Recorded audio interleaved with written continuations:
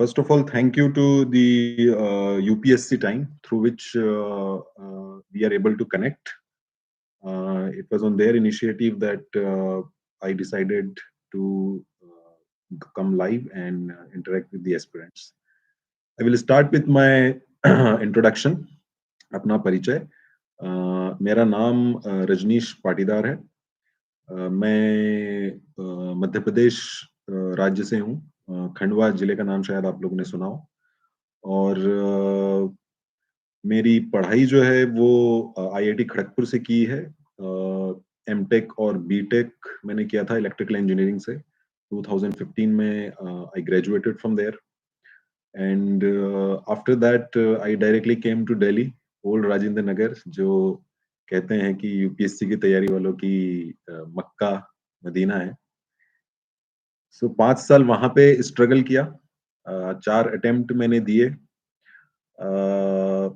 अलग अलग लेवल पे अलग अलग सक्सेस मिली. कभी कुछ क्लियर हुआ, कभी कुछ नहीं हुआ.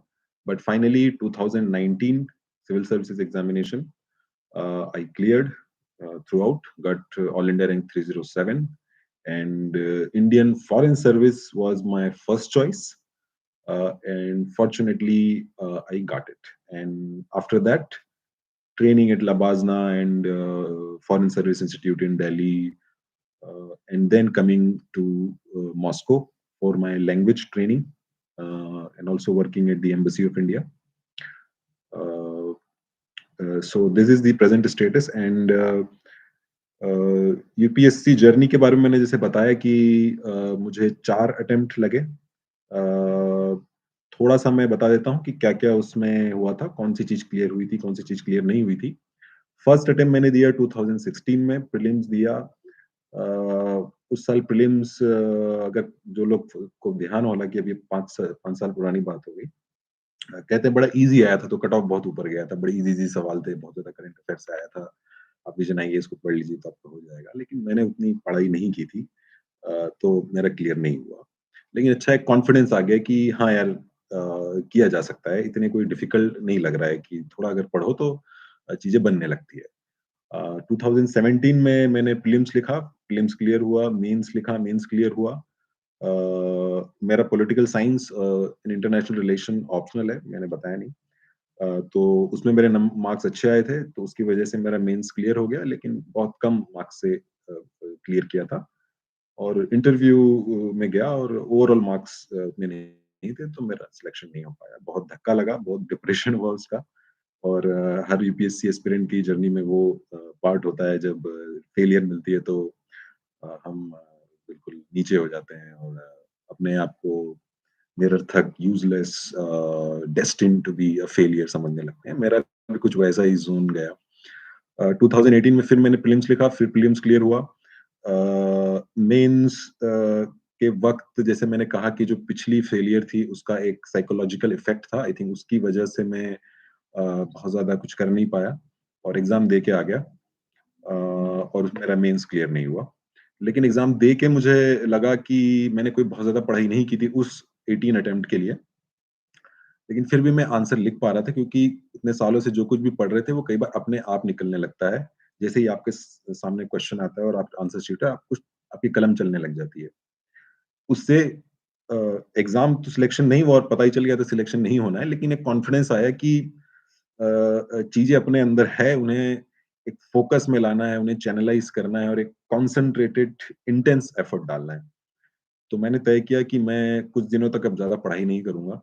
और जब अगली अटेम्प्ट का टाइम आएगा, 2 महीना प्रीलिम्स के पहले और 4 महीना प्रीलिम्स और मेंस के बीच में, उस वक्त अपना मैक्सिमम आउटपुट निकालने की कोशिश करूंगा. अपनी इंटेंसिटी को मैंने बढ़ाने की कोशिश की, बजाय कि आप पूरे साल हर रोज लगे हुए हैं और आपका तन मन बदन सब कुछ थक चुका है. और लकीली वो स्ट्रेटजी सही साबित हुई. मैंने 1 डेढ़ महीना प्रीलिम्स के लिए तैयारी की. उसके पहले ज्यादा मैं पढ़ाई नहीं करता था. और 4 महीना पूरी तरीके से अपने आप को झोंक दिया मेंस के लिए. और जो भी पिछले सालों में जो पढ़ा था, जो ज्ञान अर्जित किया था, वो सब एक तरीके से उसको उन 4 महीनों में कंसंट्रेट करने की कोशिश की, ताकि इंटेंसिटी ऑफ एफर्ट, मैं बार-बार ये शब्द यूज़ कर रहा हूँ क्योंकि आगे मैं बताऊँगा, बहुत ही इम्पोर्टेंट है. आपकी मैक्सिमम आउटपुट आने के लिए आपको इंटेंसिटी से प्रिपेयर करना बहुत ज़रूरी है, ताकि उन 4 महीने में आप मैक्सिमम निकल सके। उसके बाद आप क्या करते हैं, उसके पहले आपने क्या किया कई बार उतना महत्वपूर्ण नहीं रह जाता है। और मेरा मेंस क्लियर हो गया, इंटरव्यू मैंने दिया और इंटरव्यू भी क्लियर हो गया, मेरी रैंक आ गई एंड लाइक जो लोग भी इस पे परीक्षा में और इस जर्नी में होते हैं, उन्हें वो समझ सकते हैं कि उस दिन कैसा लगता है। सो ठीक है, that was the short journey. Then the question is कि प्रीलिम्स की तैयारी कैसे की? GS 1 and GS 2 CSAT. CSAT की तैयारी बहुत ज़्यादा नहीं की क्योंकि एप्टीट्यूड बेस्ड होता है। बट जिन लोगों को कॉन्फिडेंस नहीं है, वो पिछले साल के कुछ 2-3 साल के पेपर लगा लें और चेक कर लें कि वो किस स्टेटस पे हैं। अगर उन्हें ज़्यादा दिक्कत नहीं है, 33% मार्क्स आने में दिक्कत नहीं है, तो आप बहुत ज़्यादा उसकी तैयारी मत कीजिए, आप मेनली जीएस 1 पे फोकस कीजिए।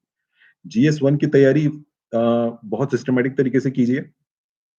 पहले तो आप हमेशा मेंस के लिए पढ़ रहे होते हैं, तो आप वही ट्रैक रखिए, लेकिन जब प्रीलिम्स का वक़्त आएगा, 1.5 से 2 महीना पहले, किसी को 3 महीने की भी ज़रूरत हो सकती है, तो अ, आप आई थिंक उसमें 7 सेक्शंस हैं, Indian history, geography, science and technology, environment, current affairs, और इस तरह से कुछ 7 पॉइंट्स हैं। तो सारे पॉइंट्स को आप कवर कीजिए, बेसिक टेक्स्ट जो है उनके, वो पढ़िए और लास्ट के 1.5-2 महीनों में वो सब कुछ 3, 4, 5 बार रिवाइज़ कीजिए। बहुत ज़्यादा सोर्सेस मत रखिए, पर उन्हीं को बार-बार रिवाइज़ कीजिए और कोई भी एक अच्छी टेस्ट सीरीज़ जिसमें 25 से 35 टेस्ट होते हों, कुछ सेक्शनल टेस्ट होंगे, कुछ फुल लेंथ होंगे, उन सभी को पूरी आप शिद्दत से लगाइए। कि किस तरीके से आपके उसमें सही होते हैं सवाल, किस तरीके से गलत होते हैं, वो सही होते तो आपने कैसे सही किया, गलत हुआ क्यों हुआ? क्या कुछ थोड़ा और सोच सकते थे जिसकी वजह से वो सही हो जाता? क्या कुछ आप जैसा सिक्स्थ सेंस लगा सकते थे जिसकी वजह से वो सही हो जाता? इस तरीके के एनालिसिस कीजिए और प्रीवियस ईयर के जो क्वेश्चन पेपर्स हैं 5 से 10 साल, उन सारे कम से कम 5 साल उनको आप पूरी तरीके से लगाइए और समझने की कोशिश कीजिए कि कैसे यूपीएससी लैंग्वेज फ्रेम करता है, उसका क्या कॉम्पोज़िशन होता है। कई बार कितने क्वेश्चन जो होते हैं वो थोड़े ईज़ी टाइप के होते हैं जो मैक्सिमम लोग कर लेंगे। कैसे क्वेश्चन ऐसे हैं जिसकी ठीक-ठाक पढ़ाई है वो कर लेगा, कैसे कुछ कितना पोर्शन है क्वेश्चन्स का जो बहुत ट्रिकी है, लेकिन आप थोड़ा-सा ट्रिक लगा के कैसे कर सकते हो, कितना कॉम्पोज़िशन है उन क्वेश्चन्स का जो कोई नहीं कर पाएगा क्योंकि वो बहुत ही उसमें डिटेल में आपको चीज़ पता होनी चाहिए। मेंस एस्से की तैयारी का एक प्रश्न इसमें लिखा है कि उसकी तैयारी कैसे की? मेंस का जो एस्से है उसमें it's a test of your expression. कोई स्पेसिफिक टॉपिक नहीं है और रिसेंटली मैंने ट्रेंड देखा है जिसमें कि काफ़ी वेग और ओपन एंडेड उसका टॉपिक रखा जाता है। ऐसा नहीं है कि विमेन, एजुकेशन, हेल्थ केयर कि जो टिपिकल टॉपिक्स हैं साइंस एंड टेक्नोलॉजी डायरेक्टली आपको उस पे पूछ लेंगे। वो कुछ literary type, philosophical type statement होगा जो आपको समझ में भी नहीं आएगा कहाँ से शुरू करें और उसमें लिखे क्या। तो ये फिर साबित करता है कि वो बहुत कुछ एक्सप्रेशन पे है, आप कितना उसको सोच सकते हैं और कितना एक्सप्रेस कर सकते हैं। तो उसके लिए आप यही कीजिए कि जो भी वो टॉपिक है, उसके जो वर्ड्स हैं अ, उनको क्रैक करने की कोशिश कीजिए और देखिए कि कौन-कौन से डायमेंशंस उससे ऐड किए जा सकते हैं। उसकी लैंग्वेज को आप पकड़िए। तैयारी करने के लिए आपको ज़्यादा कुछ पढ़ने की ज़रूरत नहीं है। कुछ कोटेशंस को आप पढ़ के रखिए और कुछ इम्पोर्टेंट डेटा इंडिया से रिलेटेड, वर्ल्ड से रिलेटेड उसको अपने साथ में रखिए और 4-5 टेस्ट जो है आप निबंध के लिख लीजिए। अगर फिलहाल ट्रेंड लिटरेरी या फिलोसॉफिकल टाइप के एसेस का है, तो आप उस तरीके के एसेस को की ज़्यादा प्रैक्टिस कीजिए। क्योंकि अगर हेल्थ केयर, एजुकेशन, विमेन ये जो स्पेसिफिक टॉपिक्स हैं, इन पे अगर आया तो आप आई थिंक बड़ी आसानी से लिख देंगे अगर आपने और भी कठिन टॉपिक्स की तैयारी पहले से ही करके रखी है। सो बहुत ज़्यादा नहीं पढ़ना है। Certain quotes, certain data you to keep handy and practice a few essays, especially the literary and philosophical types. फिर एक सवाल है कि आपने मेंस जीएस 1, 2, 3, 4 की तैयारी कैसे की? तो यही सिलेबस का जो सबसे वास्ट पोर्शन है। और बेस्ट है कि आप जो भी उसमें सिलेबस के जो पॉइंट्स लिखे हुए हैं, आप एक-एक करके देखिए कि आप कौन से सोर्सेज़ को पढ़ सकते हैं और कितना मिनिमम आपको सोर्स रखना है। फॉर एग्ज़ाम्पल जीएस 1 में ज्योग्राफी को लेके 3-4 पॉइंट्स हैं। जनरली लोग 11th और 12th की एनसीईआरटी पढ़ते हैं, फिज़िकल ज्योग्राफी और थोड़ा बहुत human geography, mainly physical geography. उसमें से कुछ टॉपिक्स हैं जो वहाँ नहीं मिल पाते हैं, तो कुछ कोचिंग इंस्टीट्यूट्स या इन जनरली इंटरनेट पे कुछ मान लीजिए 10 पेज का कुछ कंटेंट आपको मिल गया, 15 पेज का कंटेंट मिल गया, तो आप उसको रेफर कर लीजिए और इस तरीके से आप अपना सोर्स डिसाइड कीजिए। ऐसा नहीं है कि अब उसमें आप 3-4 किताबें पढ़ेंगे ज्योग्राफी के लिए। एनसीईआरटी पढ़ ली और जहाँ पे लग रहा है कि यार ये सिलेबस को देखते हुए कि ये पॉइंट क्लियर नहीं है, और तो उसका कुछ शॉर्ट मटेरियल इंटरनेट पे ढूँढिए और वही पढ़िए और फिर आप आगे बढ़िए। इसी तरह से सारे मैंने एक उदाहरण दिया है, सारे आप 1, 2, 3 एक साथ सबको नहीं ले सकते, नहीं तो पूरा सेशन ही उसमें चला जाएगा। But this is the approach you have to take. Go to the each point of the syllabus, see from where you can read it. Some of those points will be vague, समझ में नहीं आएगा कि कहाँ से पढ़े, कितना पढ़े। ज़्यादा चिंता मत कीजिए, क्योंकि कुछ करंट अफेयर से और इधर-उधर से और जनरल तरीके से जब आप सोचने लगेंगे तो आप आंसर्स उसका लिख पाएँगे। और हर चीज़ को आप परफेक्ट करने की कोशिश मत कीजिए, नहीं तो आपका पूरा टाइम उसी में चला जाएगा। आप ब्रॉडली रखिए कि हाँ, हमें सारे पॉइंट्स पे हमने कवर किया हुआ है। That should be your goal. और ये पढ़ने के लिए हो गया। तैयारी के लिए आप ऑफ कोर्स सबसे ज़्यादा अच्छा है कि आप जो प्रीवियस ईयर के क्वेश्चन्स हैं, 5 से 10 साल, उन सारों को आप थॉरोली लगाइए। ऐसे नहीं कि आप 3 घंटे बैठ के आपने एक-एक लिखा है, उन एक-एक क्वेश्चन्स को आप बैठिए टेबल पे, नोटबुक रखिए और सोचिए कि आप क्या-क्या पॉइंट उसमें लिख सकते हैं। क्वेश्चन की लैंग्वेज को पकड़िए, ये मत सोचिए कि मुझे 10 मिनट में भी पूरा इसका परफेक्ट आंसर लिखना है। Don't keep that pressure in your mind. Just think कि आखिर ये सवाल पूछा गया है तो मैं इसमें क्या-क्या लिख सकता हूँ? क्या-क्या विभिन्न तरीके के पॉइंट मेरे दिमाग में आते हैं? कितनी डाइवर्सिटी ऑफ पॉइंट्स मेरे दिमाग में आ सकते हैं? कुछ पॉइंट बहुत कॉन्क्रीट होंगे, कुछ पॉइंट थोड़े से वेग होंगे, लेकिन वो सब मिला के आप क्या-क्या आपके दिमाग में आता है ना? इट्स अ जनरल थिंग, सामान्य अध्ययन, जनरल स्टडीज़, जनरल तरीके से सोचिए। कुछ क्वेश्चन बहुत स्पेसिफिक होंगे, तो वहाँ पे आपको स्पेसिफिक चीज़ भी पता होना चाहिए। लेकिन कई सारे क्वेश्चंस में आपको एक जनरल एनालिसिस देना है। तो आप प्रीवियस ईयर क्वेश्चंस को उस तरीके से एनालिसिस कीजिए। ऐसे नहीं है कि मैंने रख लिया है टेबल पे सामने और सोते वक़्त मैं बस उसको थोड़ा बहुत देख लेता हूँ और अच्छा ऐसे-ऐसे पूछा है और वगैरह, नहीं। आप उसका थॉरो एनालिसिस कीजिए, डिटेल में जाइए। नोटबुक मुझे मैंने भी यही किया था। एक नोटबुक बनाइए अलग से, जिसमें आप क्वेश्चन उठाएँगे, देखेंगे, आपको आधा घंटा लगता है उस क्वेश्चन को क्रैक करने में, आप आधा घंटा दीजिए। लेकिन अपने दिमाग को खंगालिए, उसे थोड़ा ब्रेनस्टॉर्म कीजिए in the direction of bringing out relevant and variety of points. Okay, relevant and variety of point, point should be of various types. ऐसा नहीं कि एक ही पॉइंट को आप खींचे जा रहे हैं। That is the approach you should take with respect to all these GS 1, 2, 3, 4, beside covering all those syllabus points through basic sources and reading the newspapers. Current affairs में बिल्कुल आप ऐसे नहीं है कि आप पूरा करंट अफेयर कर रहे हैं। उसका महत्व उतना ही रखिए जितना है। जीएस 2 और 3 में ज़्यादातर इस्तेमाल होता है और उसके अलावा और दूसरे में थोड़ा-थोड़ा उसका इस्तेमाल होता है। पर मेनली जो कानून है, न्यू लॉज़ है, कोई न्यू जजमेंट है, न्यू स्कीम है, न्यू इकोनॉमिक पॉलिसी है, न्यू इकोनॉमिक डॉक्यूमेंट में कुछ इम्पोर्टेंट चैप्टर आ गया है, कोई सिक्योरिटी को लेके कोई डेवलपमेंट हुआ है, या फिर इंटरनेशनल रिलेशंस में कोई न्यू विजिट हुई है, कोई बहुत इंपॉर्टेंट विजिट हुई है, कोई बहुत इंपॉर्टेंट पॉलिसी है, जैसे अभी आर्कटिक पॉलिसी आई है। तो इन चीज़ों पे आप नज़र रखिए, स्पेसिफिक चीज़ें जो हैं। और उसके अलावा बहुत ज़्यादा ऐसे नहीं है कि अब 4-4 घंटा रोज़ करंट अफेयर देख रहे हैं और उसका कंपाइलेशन भी पढ़ा है, इसका कंपाइलेशन भी पढ़ा है।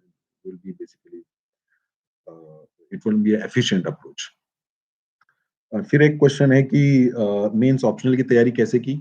So this question of course can not be relevant, my experience can not be relevant for everyone. My optional was political science and international relations.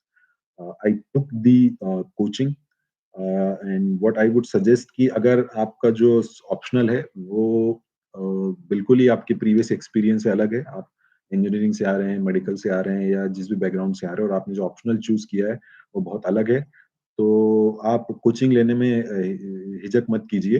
अगर अच्छा टीचर है, अच्छे मेंटर हैं, अच्छा कंटेंट है, मटेरियल है, तो वो आपका काम बहुत ज़्यादा आसान कर देता है और मेरे साथ भी वही हुआ। और तैयारी की जहाँ तक बात है, वही है जो आपका मटेरियल है आपको उसे पढ़ना है, सोर्सेज़ को मिनिमम रखना है, बहुत ज़्यादा फैलाव नहीं करना है।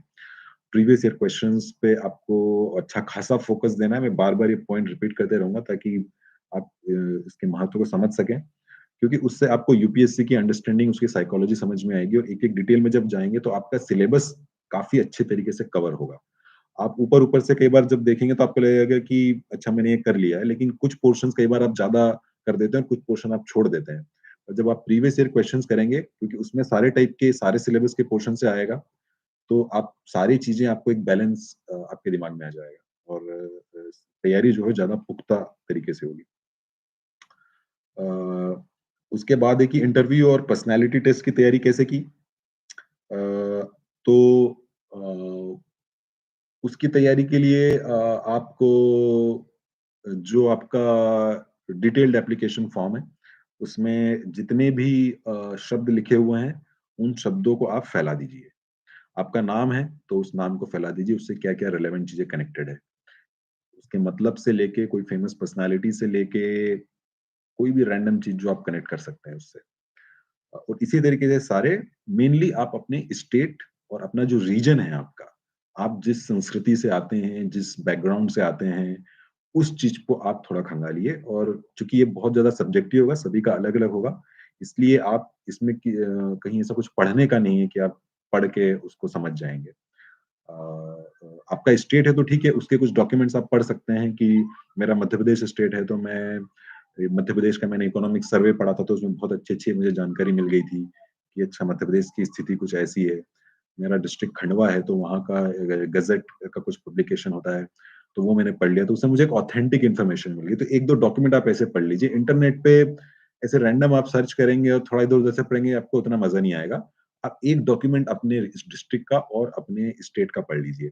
उसके अलावा करंट अफेयर पे पकड़ रखिए, क्योंकि ज़्यादातर चीज़ें वहाँ पे उससे कनेक्ट हो जाएगी और आपका जो भी ऑप्शनल है क्योंकि सारा मेंस से रिलेटेड होगा तो इंटेलेक्चुअली आपको दिक्कत नहीं होगी नॉलेज वाइज़। ऑलरेडी आप मेंस क्लियर कर चुके हैं और मेरा एक्सपीरियंस ये कहता है कि वहाँ बहुत ज़्यादा महत्वपूर्ण ये नहीं है कि आप आपका जवाब में क्या कंटेंट है। ब्रॉडली उसे सही होना चाहिए, ऐसा नहीं कि आपने कोई ऊट-पटांग बात और एकदम ही फैक्चुअली इनकरेक्ट बात आप कर रहे हो।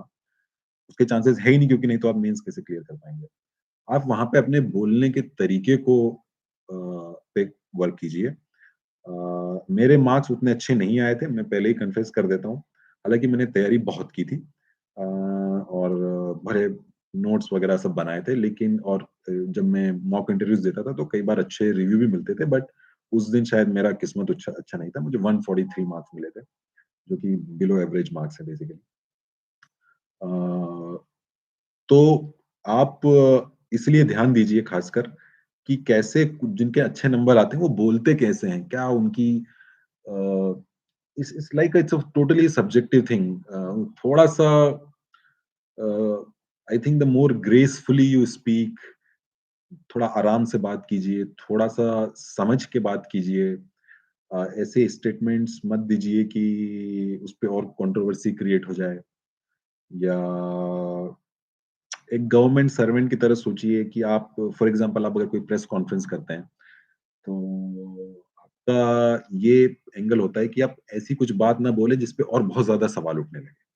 आप इस तरीके से स्टेटमेंट दीजिए जहाँ पे सुनने वाला सैटिस्फाई हो जाए, है ना? तो this is all subjective and little bit vague but this is the direction you have to start applying your mind to.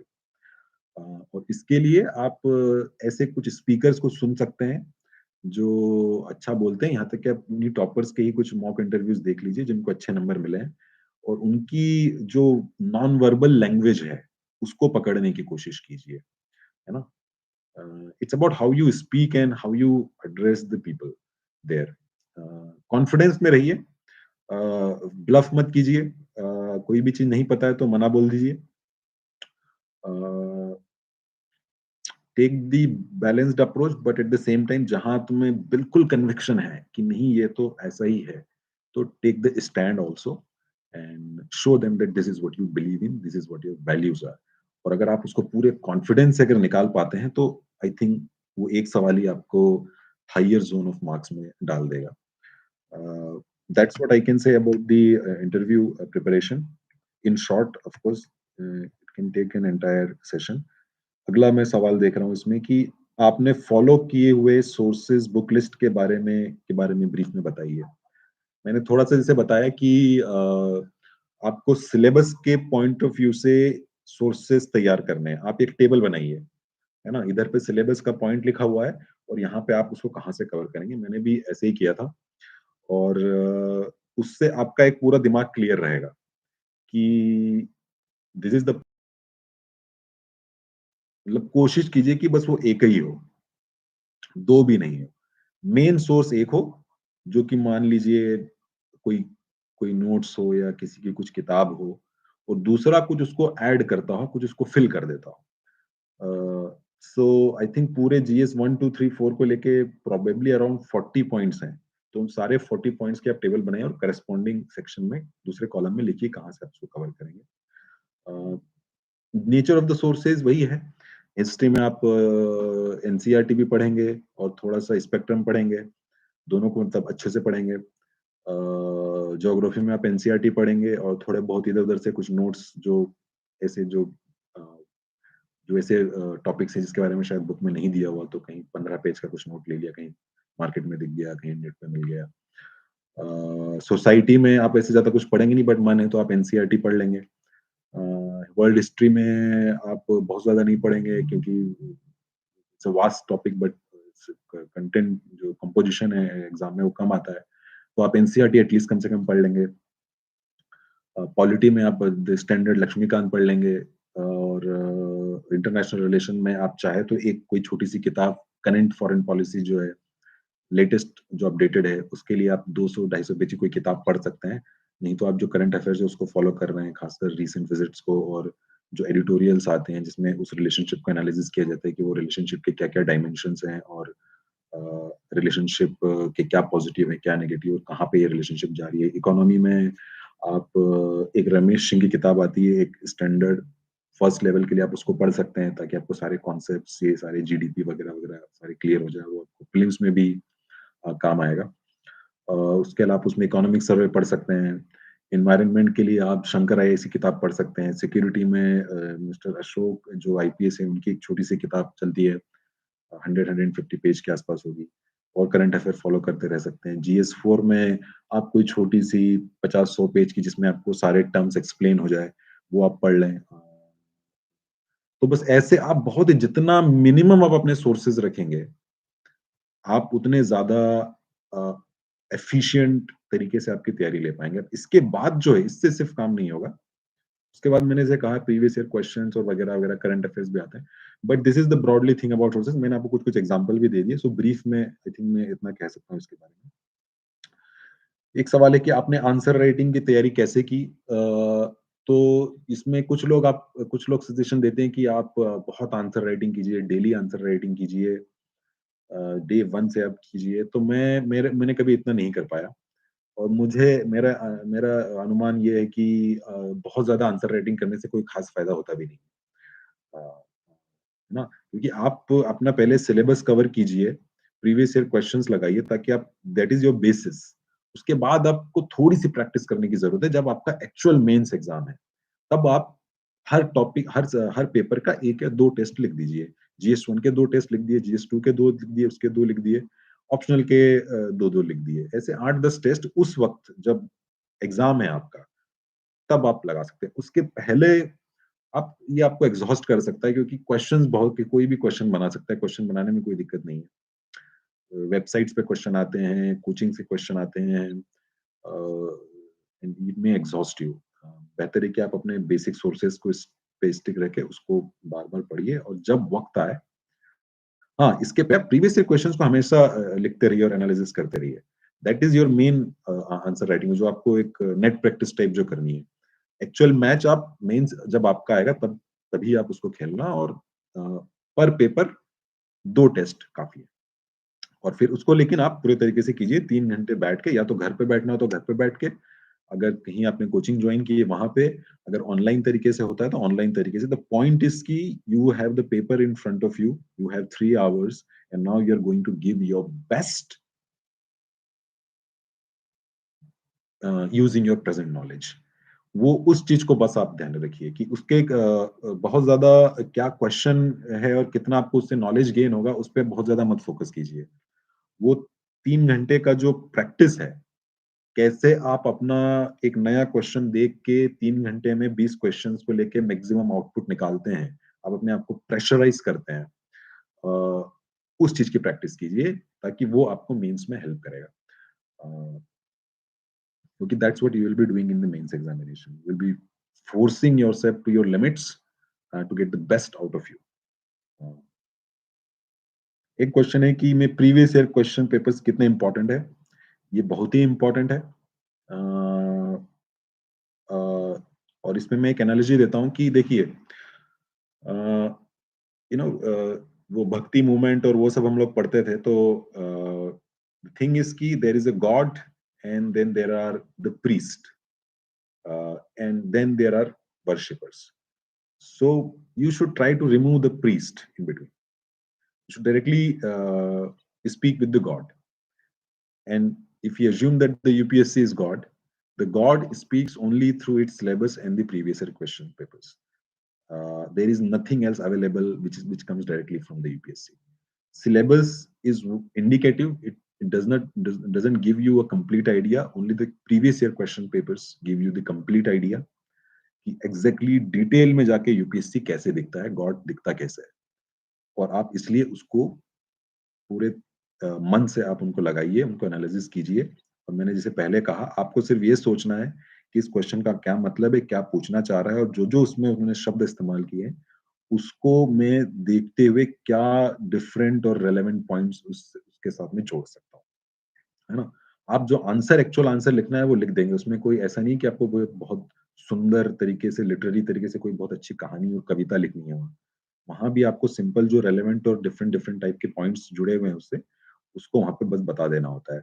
आपका ऑप्शनल अगर ह्यूमैनिटीज़ ओरिएंटेड ऑप्शनल है, जैसे पॉलिटिकल साइंस, तो वहाँ पे आप थोड़ा-सा पैराग्राफ फॉर्मेट में लिखते हैं, बट वो भी कोई बहुत ही उसमें मैजिकल विद्या नहीं है कि उसके लिए आपको बहुत ही सुपीरियर राइटिंग स्किल्स चाहिए। You need to know the points and then you'll be able to write it. और जीएस में तो इट्स ऑल अबाउट कि कितने ज़्यादा रिलेवेंट और डिफरेंट डिफरेंट पॉइंट्स लिखे हैं आपने। Previous year questions are your first stop to actually understand the nature of UPSC. और अगर पहले आप थोड़ा बहुत देख रहे हैं ठीक है, बट जब आपका मेंस एग्जाम आएगा, बिटवीन प्रीलिम्स एंड मेंस, उन 4 महीने में आप सारे लगा दीजिए पिछले एटलीस्ट 5, 6, 7 साल के। जो एकदम ही इर्रेलेवेंट टाइप का हो गया उसे छोड़ दीजिए, but try to go through it thoroughly and in detail. That's what I did and it really worked for me. एक क्वेश्चन है कि यूपीएससी में कोचिंग कितनी इंपॉर्टेंट है। सो मैंने जैसे पहले भी कहा कि अगर आपका ऑप्शनल में आपको कॉन्फिडेंस नहीं है, आपको लग रहा है कि मुझे बहुत ज्यादा एफर्ट डालना पड़ेगा, so go for the coaching. GS में इट्स अप टू यू कि आपको प्रॉपर कोई इंस्टीट्यूट ज्वाइन करना है या और भी मार्केट में ओपन या रिलेटिवली इनएक्सपेंसिव एवेन्यूज जो अवेलेबल है, आप if you want you can use them also in GS. As I said, you don't require that much help. But coachings or this whole industry of coaching helps you indirectly also. They sometimes give you those contents जो internet पे मिल जाता है, market में मिल जाता है, राजेंद्र नगर में और भी शहरों में ऐसे ऐसे नगर या इलाके होंगे जहाँ पे यूपीएससी की तैयारी वाले रहते हैं। Rajendra Nagar is the prime, it used to be prime example. I don't know what is the situation now after pandemic. फिर कोचिंग आपको टेस्ट सीरीज में हेल्प करती है। आप चाहे तो डायरेक्टली उसकी टेस्ट सीरीज ज्वाइन कीजिए या फिर उसी के प्रिंट आउट भी मार्केट में मिल जाते हैं और आपने प्रिंट आउट लेके घर पे ही लगा लिया। But they do help you. You know, they in optional the help is most substantial, and in the other aspects, the help can be direct or it can be indirect depending on how you want to do it. But for GS, it is not completely necessary. You can do it on your own. I never took the coaching for GS. And then interview time, maybe you get the help because they're able to arrange some previous retired officers or serving officers who can take your interview and guide you. So that way coachings definitely help. That's what I will say about it. UPSC में test series कितनी important है, I think मैंने इसके बारे में थोड़ा बहुत बता दिया है, and that's what I will say कि it is important in the last phase of your preparation between the prelims and the mains and at the optimum level. Don't overdo it, you will exhaust yourself and you won't have time for other things. But the main thing is do it like you're doing it in an examination, so that you are training your mind how to perform maximum in 3 hours with the knowledge available at your disposal. UPSC में NCERT कितनी important है इसके बारे में भी I think मैं touch कर ही दिया हूँ. NCERT is your first stop for reading. Just like to understand UPSC, your first stop is their syllabus and question papers, especially question papers. But जब आप उसको पढ़ने के लिए जाएंगे उसकी चीजों को, तो NCERTs are your first stop. और उसमें हिस्ट्री की, ज्योग्राफी की, सोसाइटी की, पॉलिटी की, इंटरनेशनल रिलेशंस पे भी इनफेक्ट है, इकोनॉमी की, इन सबको आप पढ़ लीजिए, बहुत ज्यादा नहीं है. 6th to 10th तक की जो है उसको आप ऐसा कीजिए कि एक बार पढ़ के देख लिया फास्ट बिल्कुल, और जो 11th-12th की है उसको थोड़ा और ज्यादा अच्छे से पढ़ा. पहले 6th to 10th तक की आप पढ़ सकते हैं, उसको मत इग्नोर कीजिए, लेकिन फास्ट तरीके से पढ़ लीजिए. एक बार पढ़ लिया और फिर भूल गए उसे, या यू लेफ्ट इट. 11th-12th की जो एनसीईआरटीज है वो कुछ आपको डायरेक्टली आपको जो बार बार रिवाइज करनी पड़ेगी right through out your journey, specially geography की एनसीईआरटी, क्योंकि हिस्ट्री में भी आप स्पेक्ट्रम वगैरह आपके पास अवेलेबल है, तो somehow you don't need to always go back to the NCERTs. But for geography, there is usually not a source like that, and you have to use that. Polity में भी लक्ष्मीकांत हो जाती है, but जो constitution at work है उसको एक बार पढ़ लेने से आपको अच्छा लगेगा, और कुछ कुछ लैंग्वेजेस, कुछ कुछ वर्ड्स आपको अच्छे लगेंगे, और एक अच्छा बेस, शुरुआत का जो बेस है, क्योंकि these are written for the school children. Okay, so it will be really helpful for you to build your base right from there. Most of you would be coming from non-humanities background. And even if you come from the humanities background, because you are studying at such advanced level, you sometimes forget the basics. And UPSC is a lot about the basics. So start from the basics. It will really you will have a solid base if you first do the NCERTs rather than anything else. NCERT कैसे पढ़ें? कैसे पढ़ें? जैसे कोई भी चीज पढ़ी जाती है बस वैसे ही पढ़ना है उसे, कोई उसमें कोई उसकी खास विद्या नहीं है. बस जो लिखा है उसको समझने की कोशिश कीजिए. अगर कुछ इंपॉर्टेंट लगता है तो उसका नोट ले लीजिए. ज्यादा नोट वोट लेनी, आई थिंक नोट्स का, आई होप कि उन्होंने क्वेश्चन पूछा हो कि नोट्स का क्या इंपॉर्टेंस है और what is the whole thing about the notes. But कुछ मिनिमम नोट्स अगर आप ले सकते हैं तो ले लीजिए, नहीं तो समझने की कोशिश कीजिए कि क्या कॉन्सेप्ट यूज किए हैं, सोशलिज्म का क्या मतलब है, कम्युनिज्म का क्या मतलब है, कैपिटलिज्म का क्या मतलब है, जीडीपी, इन्फ्लेशन, ज्योग्राफी में जो डिफरेंट डिफरेंट फीचर्स हैं, लाइक वोल्केनो और रिवर और ओशियंस, और how the earth was formed, what is inside the earth. History में क्या क्या डिफरेंट स्टेजेस थे, कौन कौन इंपॉर्टेंट फिगर्स थे in the from 19th century till about 1950s. Same goes for the world history. कौन मेजर मेजर इवेंट थे, उसमें कौन कौन से, इस तरह की चीजों को आप अपने दिमाग में मेंटल पिक्चर क्रिएट कीजिए. And that's how you just read it, understand it. हाँ, मैं ये कहूंगा कि अगर आप बिल्कुल जब आप बिगिनिंग कर रहे हैं अपनी प्रिपरेशन का, तो आपको चीजें इतनी हो सकता है थोड़ी टफ लगे, बट आप you just keep at it. Okay, as I said it took me 5 years, so एक दिन में तो कुछ होना नहीं है. बट नॉर्मल तरीके से पढ़िए, और कुछ इंपॉर्टेंट लगता है तो शॉर्ट नोट ले लीजिए. बहुत ज्यादा ऐसा नहीं कि पूरी एनसीईआरटी को अब आप बैठे हैं और उसकी समरी बना के उसको नया उसका एक और क्रिएट कर रहे हैं. Don't overdo it, just develop an understanding. Underline कर लीजिए if you really are worried कि मैं बाद में कैसे रिवाइज करूंगा. बहुत सारी एनसीईआरटीज रिवाइज करनी भी नहीं है. जो ज्योग्राफी के आई थिंक मोस्ट इंपॉर्टेंट है, बाकी के लिए दूसरे सोर्सेज अवेलेबल हैं जो कि आप ज्यादा इंपॉर्टेंस होता है, like Laxmikanth and spectrum and environment के लिए शंकर आईएएस की काफी इंपॉर्टेंट होती है. So that's how you take it, but start from it, definitely don't miss it. NCERT new पढ़े या old? Well, I think I read the old NCRTs, maybe few of them new. I think historically old ones are better, in my experience. Geography ki, I don't know whether they are old or the new, but maybe they are new. For history, do read the old NCRTs. Because is they are really good. एक ancient India की है, एक medieval India की है, एक modern India की और एक वर्ल्ड हिस्ट्री की। ये 4 NCERTs they are relatively thicker and they are almost a book in itself. So I would definitely suggest old NCERTs for history. Uh, और बाकी के लिए इट डजंट मैटर आप ओल्ड या न्यू पढ़ते हैं क्योंकि बाकी को आपको सिर्फ अंडरस्टैंडिंग डेवलप करने के लिए पढ़ना है। ये जो हिस्ट्री वाली एनसीईआरटीज़ है शायद आपको बार-बार यूज़ करना पड़ेगा क्योंकि एंशिएंट और मेडिएवल के लिए तो और अच्छा सोर्स है भी नहीं और वो प्रीलिम्स में उसका यूज़ होता है। तो एंशिएंट एंड मेडिएवल की जो हिस्ट्री एनसीईआरटी को आप थ्रू आउट जब तक आप प्रीलिम्स लिखेंगे तब तक आप उसको यूज़ करेंगे। मॉडर्न इंडिया के लिए तो फिर भी आपके पास दूसरे सोर्सेज़ हैं। और उसी तरह से ज्योग्राफी की आई थिंक वो I am not sure okay वो पतली सी जो है आई थिंक ब्लू बैकग्राउंड है उसका फिजिकल ज्योग्राफी पे और वो वाली एनसीईआरटी पढ़ी जो ज़्यादा मोटी नहीं है। करंट अफेयर की तैयारी कैसे करें? करंट अफेयर की तैयारी के लिए आप एकदम बिगिनर हैं अगर तो आप पहले तो न्यूज़पेपर पढ़ते रहिए। अ अ, और न्यूज़पेपर को कम से कम 1 साल तो पढ़िए यार मतलब है ना? एकदम उसको ऐसे नहीं कि आप उसके लिए भी कुछ अल्टरनेटिव ढूँढ रहे हैं। Many people would suggest may be other things, but I am not of that school. I believe that you should read the newspapers specially those editorials. At least 1 साल के लिए पढ़िए, उसके बाद आप उसको बिल्कुल मिनिमम कर दीजिए और जस्ट उसका कहीं से कंपाइलेशन मिल क्योंकि आपका बेस नहीं जैसे एनसीईआरटीज़ हैं वैसे ही NCERT will give you the knowledge and build your base for the static aspects of your syllabus. Newspapers will build your base for the dynamic aspects. तो 1 साल तो आप पढ़िए कम से कम 8 से 12 महीने खासकर एडिटोरियल्स को और एक जनरली क्या हुआ उस साल आप फ्रंट पेज का थोड़ा आर्टिकल पढ़ लिया, कई बार कुछ इंटरेस्टिंग भी होता है पढ़ने में। और एडिटोरियल में जो भी इम्पोर्टेंट एडिटोरियल्स है उसको आप थॉरोली पढ़िए, अगर हो सके तो उसके थोड़े नोट्स भी बनाइए।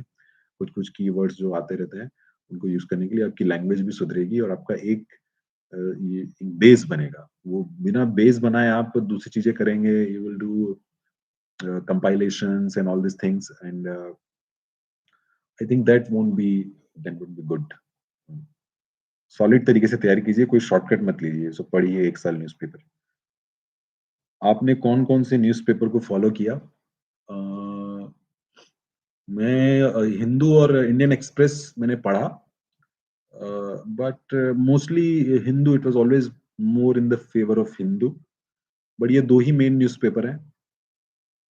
आजकल बहुत सारे सोर्सेज़ हैं, लेकिन the key for success in UPSC is basically optimization of everything, of your time, of your sources, of your energy, everything. So it is never advisable to overdo anything. And that is why newspaper आप एक पढ़िए कोई सा जो भी आपको ठीक लगे। I think Hindu is a classic choice because it has been your typical UPSC civil services newspaper probably in the entire history of Hindu and the civil services. So if you're ever in a doubt, go for the Hindu. Otherwise, you can experiment with the Indian Express also. Newspaper कैसे पढ़ें? Okay, maybe this question is important because there are so many things in newspaper. Unlike NCERT, where you have to read just everything like a normal, in newspapers you don't have to read everything. Uh, तो newspaper में आप editorial पे ज़्यादा focus कीजिए, ठीक है? Cut the crap and just go to the main thing where the editorials are, the important issues are discussed there, and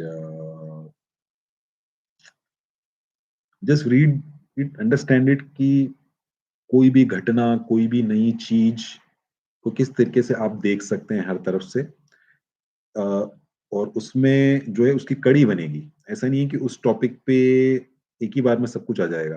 वो कुछ थोड़ा-थोड़ा इधर-उधर आता रहेगा। तो आप उन सब चीज़ों को एक कनेक्टेड दिमाग में रखिए और अगर आप एक 200 पेज का एक बुक बना लीजिए न्यूज़पेपर की नोट्स के लिए, अच्छा रहेगा। It won't be a bad idea. और उसमें आप उसको टॉपिक्स में थोड़ा डिवाइड कर दीजिए कि इधर मेरे थोड़े से गवर्नमेंटल स्कीम्स, लॉज़ इस तरह की चीज़ें, इधर थोड़ी कुछ इकोनॉमिक डेवलपमेंट्स, कुछ इधर ग्लोबल डेवलपमेंट्स और इधर में भी कुछ सोशल डेवलपमेंट्स या ऐसे 3-4 5 टाइप की कैटेगरी बना दीजिए, ज़्यादा भी कुछ एनवायरनमेंट, सिक्योरिटी वगैरह 4-5 टाइप की कैटेगरी और जब भी कोई नई चीज़ आपको पता चले तो वहाँ बस कुछ ही तरीके से लिख दीजिए। अ बहुत सिस्टमैटिक तरीके से आपको नहीं बनाना है कि अब ये टॉपिक है और पूरा उसका आपने डिग्री एनालिसिस कर दिया है और आज एक आर्टिकल पढ़ा और फिर उसमें सारी चीज़ें नहीं दी हुई है क्योंकि एक ही आर्टिकल में सब कुछ नहीं दिया होगा, तो आप फिर इंटरनेट पे रिसर्च करने जा रहे हैं। Don't do this, you will find yourself that this is really inefficient approach to do it. Just make a note, a small notebook. Some topic comes someday, write something over there. Something else will come on some other day. Write something more. और जब भी उसको मन हो उसको revise कर लो ताकि एक कड़ी आपकी जो है वो बनी रहेगी। और बहुत ज़्यादा मास्टर करने की कोशिश मत करो कि आपको उस इश्यू के सारे पहलू पता होंगे because nobody can really know it. This is an endless debate can go on and on. Just have an understanding of it और आपके पास कुछ कंटेंट हो एक ऑप्टिमम लेवल का ताकि आप एग्जाम में लिख सके और या that is your aim. That's how you should read the newspapers. अगला क्वेश्चन है यूपीएससी में मैगजीन्स कितने इंपॉर्टेंट है। I read Yojana magazines a lot of them because I used to love those magazines. It doesn't mean कि it always worked for me, but अगर पढ़नी है कोई मैगजीन तो योजना मैगजीन पढ़िए, क्योंकि इसमें थोड़ा गवर्नमेंटल फोकस रहेगा और उनकी राइटिंग बहुत अच्छी होती है। They have a very refined way to write. Lot of prominent people from the government, from the academia write in that magazine. And it is again just like Hindu, it is your classic typical UPSC magazine, but it is not indispensable. That is what I will say to you. If you want, you can just skip it, and rather optimize your time for other things. Uh, उसके अलावा जो magazines है ये सब I don't think go for those things, कि front line पढ़ ली और ये सब पढ़ ले, अनलेस इशू बहुत ही इंपॉर्टेंट है और बहुत दिलचस्पी जाग रही है कि आर्टिकल 370 एब्रोगेट किया और उसको पूरा फ्रंट लाइन में एक पूरा निकाला और आपको बहुत दिलचस्पी है, it's also your hobby to read, then go for it. UPSC के लिए आपको जरूरत नहीं है ना। अगर है तो वो योजना और वो भी आपको एक्चुअल में नहीं है। You can get selected without reading any magazine और इवन योजना। आपके कौन-कौन से मैगज़ीन्स को फ़ॉलो किया? जैसे मैंने कहा, मैंने मोस्टली योजना पढ़ा था और मैंने काफ़ी पढ़ा था उसे क्योंकि that was my interest, but that doesn't mean कि दैट्स माय सजेशन आल्सो। और ना ही ऐसा कि मुझे कोई उससे बहुत बड़ा फ़ायदा हो गया। I didn't really get very good marks in GS. I was the topper in the political science and that is why I got the rank and my marks in UPS interview were very less, so I couldn't get very high rank.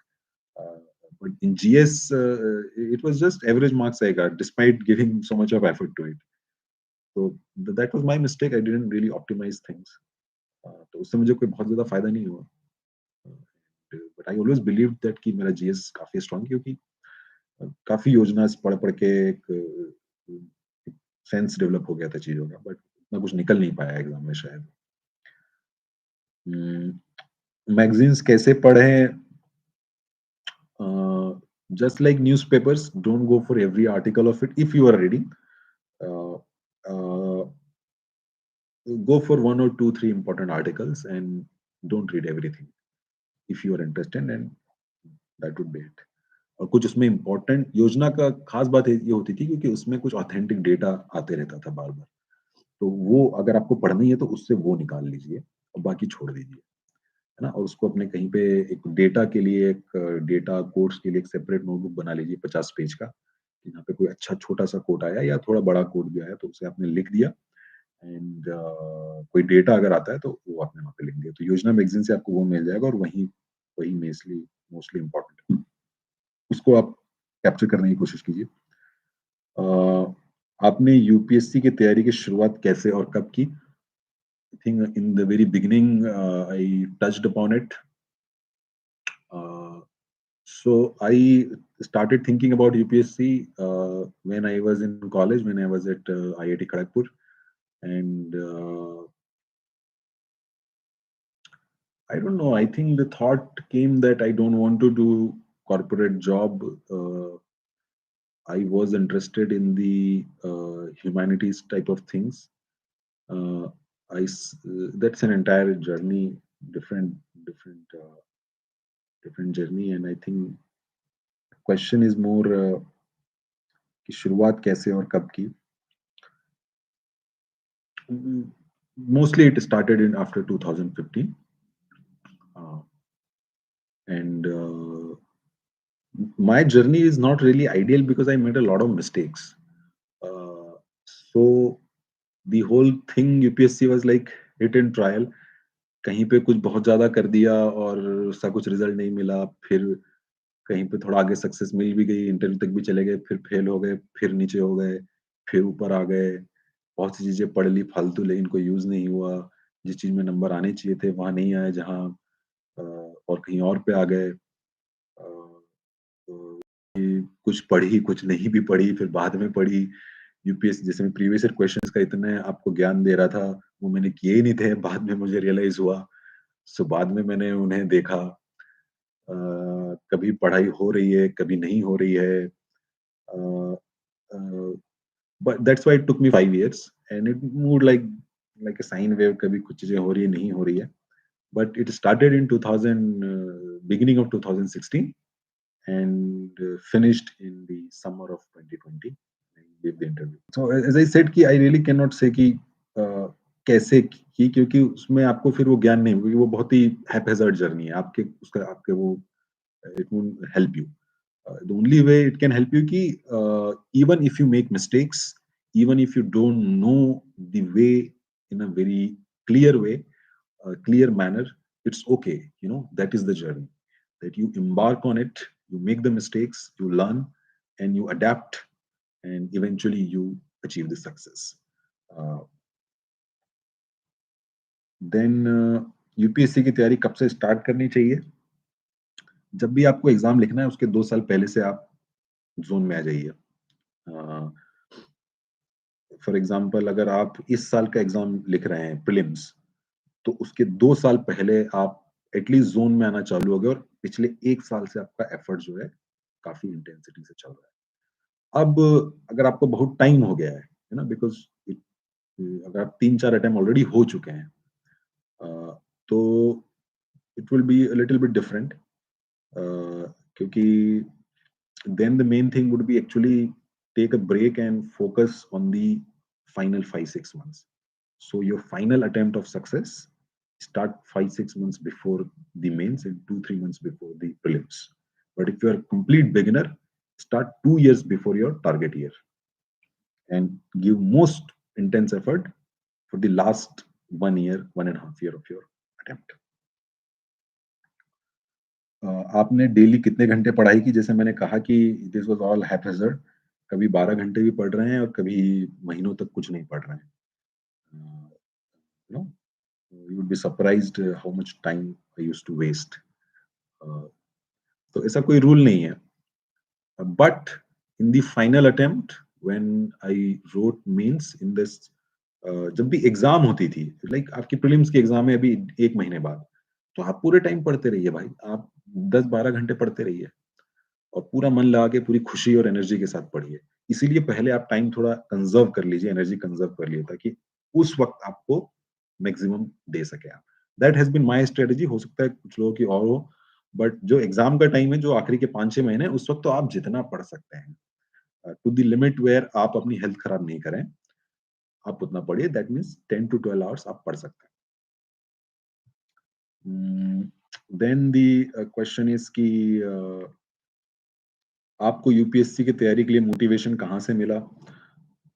Motivation यही था, it was a career choice and coming into IFS was little bit about a dream, because I was interested in international relations and मेरा एक friend था in college, he used to think about UPSC, मुझे पता भी नहीं था, and from there it came. The main motivation came much later, in a sense कि when you face the failure, now then you have to apply कि why do you want to do it.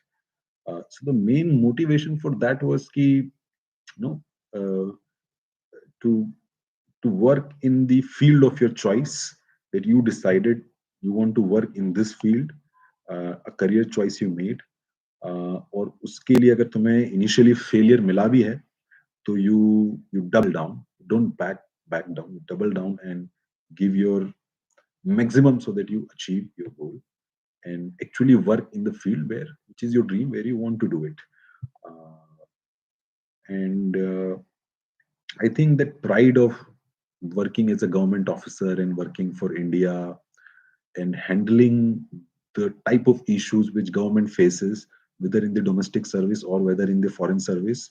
In the foreign service, also the issues are of diverse types, from political developments to economics to cultural things, uh, to all types of things that India does outside.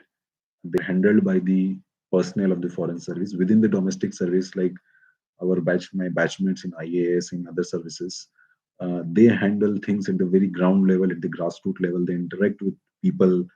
Uh, they can meet a variety of people. They can get access to a variety of people. A lot of people give them respect.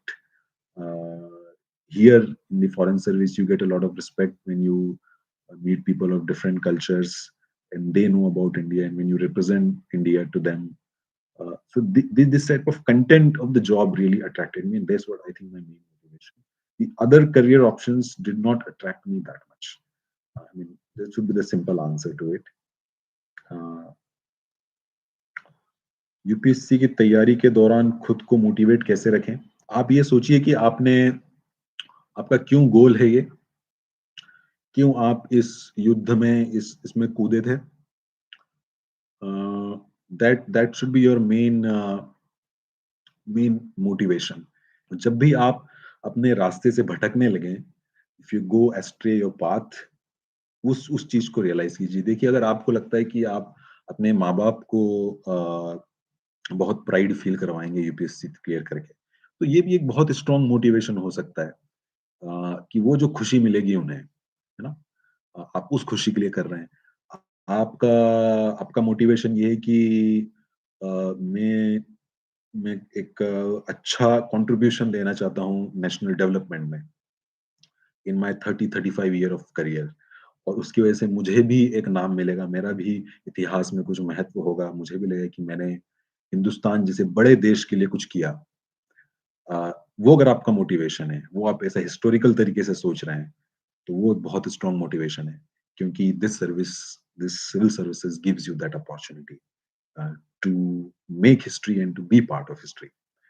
अगर आपका motivation है एक normal career, secure career आपको चाहिए, जहाँ पे ठीक है आप अपना काम करते हैं और ऐसा कुछ नहीं कि कोई एकदम आपकी जॉब इनसिक्योरिटी टाइप की है, और in a top job, then that is also a strong motivation, because that is also this thing gives you. Uh, इसके अलावा भी और मोटिवेशंस हो सकते हैं which can not be spoken in public. अगर वो आपके मोटिवेशन है तो गलत मोटिवेशन है, लेकिन I mean in real world all types of people come in the government also.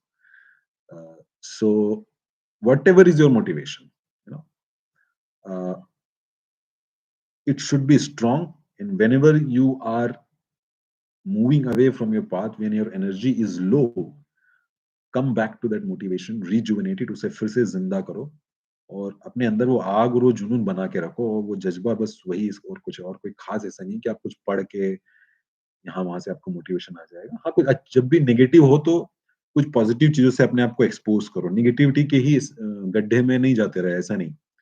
आपको कोई अच्छी कविता लगती है वो पढ़ लिया, कोई अच्छी फ़िल्म है आपको देख लिया, कोई अच्छा बंदा है जो जिस जो जो जो उसकी एनर्जी अच्छी है तो आप उससे बात कीजिए, आपकी गर्लफ्रेंड, बॉयफ्रेंड है उनसे मिलिए, माँ-बाप है उनसे मिलिए, किसी भी तरीके से आप अपनी नेगेटिविटी को हटाइए और अपने आप को मोटिवेटेड रखिए। अ जनरली लोग को कुछ कविताएँ बड़ी इंस्पायर करती है। मेरे साथ क्योंकि ऐसा हुआ था, मैं एक बार गया था राजेंद्र नगर में एक कोचिंग में, और वहाँ पे वो कथन लिखा हुआ था, और मैं उस वक़्त बिल्कुल लास्ट फेज़ ऑफ यूपीएससी में था, जब डाउन फेज़ था, फेलियर का फेज़ था, अ, बिफोर सक्सेस। अ, तो एक कथन था कि कुंवर नारायण का, कि कोई दुःख मनुष्य के साहस से बड़ा नहीं, हारा वही है जो लड़ा नहीं। तो इस तरीके से अगर आपको कोई चीज़ मोटिवेट करती है, आपका साहस बढ़ाती है, हिम्मत बढ़ाती है, then expose yourself to those things, whether in terms of people or any other type of things. आपने टाइम टेबल कैसे बनाया? So for timetable, the thing about timetable is that you make it, but you don't follow it. Uh, but fortunately, finally, the final timetable which I made for those 4 months between prelims and mains, I actually followed it. I didn't make it in advance, but having an account of the time, what I'm doing from 9 to 11, from 11 to 12, from 5 to 8 in the evening, having an account of the time कि आज कितने घंटे पढ़ाई की और कितना घंटा शायद और कर सकते थे या so having a grip on the time, that is the purpose of the timetable, so that आप टाइम वेस्ट ना कर दे, स्लिप ना हो जाए, वो जरूरी है. Especially make a timetable in those 4 months of mains and prelims and mains, और टाइम का अकाउंट रखिए दिमाग में. ऐसा नहीं कि फ्री फ्लो में बैठे हैं बस ठीक है करते जा रहे हैं. एक अंदाजा रखिए कि बहुत स्ट्रिक्ट टाइम टेबल मत बनाइए कि अब 11:15 के बाद मैं बिल्कुल अब चेंज कर दूंगा, तब तक ये, उसके बाद एकदम अलग. फ्लेक्सिबिलिटी रखिए. किसी दिन लग रहा है कि आपने भले ही सोचा हो कि आज हिस्ट्री पढ़ूंगा, लेकिन लग रहा है कि यार पढ़ लिया 4-5 घंटे काफी हो गया, मैं थोड़ा दूसरा टॉपिक पढ़ता हूँ. तो हैव अ फ्लेक्सिबिलिटी. और जब एग्जाम के टाइम हो तो be very specific, be very strict with time, don't let it loose. उसको बिल्कुल पकड़ के रखिए. और उसके लिए मैंने एक डायरी बना के रखी थी जिसमें मैं जैसे ही मैंने उस टाइम को यूटिलाइज किया उसके बाद उसको नोट करता था कि इस टाइम में मैंने इसको यूटिलाइज किया, 2 घंटा, 2.5 घंटा, in this time I utilized it. और अभी तक मेरे पास वो अकाउंट रखा हुआ है. So that's what I will say about time table. UPSC की तैयारी के लिए ऑप्शनल सब्जेक्ट्स कैसे चूज करें. आई will give you very standard reply कि एक अपने इंटरेस्ट को देखिए और दूसरा मार्केट में उसको लेके कितना गाइडेंस अवेलेबल है उस चीज को देखिए. Interest is also not that important. Earlier I use to think कि इंटरेस्ट बहुत इंपॉर्टेंट है. अ, क्योंकि वो फंडा जो जनरली लोग देते हैं कि अगर आपका इंटरेस्ट होगा तो आप 2-3 साल उसको पढ़ लेंगे. आई बिलीव कि ऐसा कुछ नहीं है. आपका नहीं भी इंटरेस्ट इतना है, आपका एवरेज इंटरेस्ट है, तो भी आप पढ़ लेंगे अगर आपको क्लैरिटी है कि मैं क्यों पढ़ रहा हूँ, मुझे एग्जाम क्लियर करनी है, उसमें मुझे उस पर कोई किताब नहीं लिखनी है. और अगर वो एग्जाम के लिए अच्छा टॉपिक है, अगर उसमें गाइडेंस मार्केट में अच्छा अवेलेबल है तो मेरा काम बहुत आसान हो जाएगा. मेरा एक डिसेंट सा इंटरेस्ट है उसमें और जनरली सब्जेक्ट्स ठीक ठाक परफॉर्म करता है, तो मैं उस सब्जेक्ट्स को ले लूंगा. बहुत ज्यादा इंटरेस्ट पे मत फोकस कीजिए, बाकी फैक्टर्स को भी देखिए, स्पेशली किस तरह का गाइडेंस अवेलेबल है. अगर अच्छा content, easy content, optimum efficient content market में अवेलेबल है तो आप कोई सा भी सब्जेक्ट उठा लीजिए, आप उसको पढ़ लेंगे और क्लियर कर लेंगे. Focus on those practical aspects of the optional. UPSC की तैयारी के लिए मीडियम कैसे चूज करें. Since I never faced this dilemma, तो मैं बहुत शायद अच्छे से इसका आंसर नहीं कर पाऊंगा.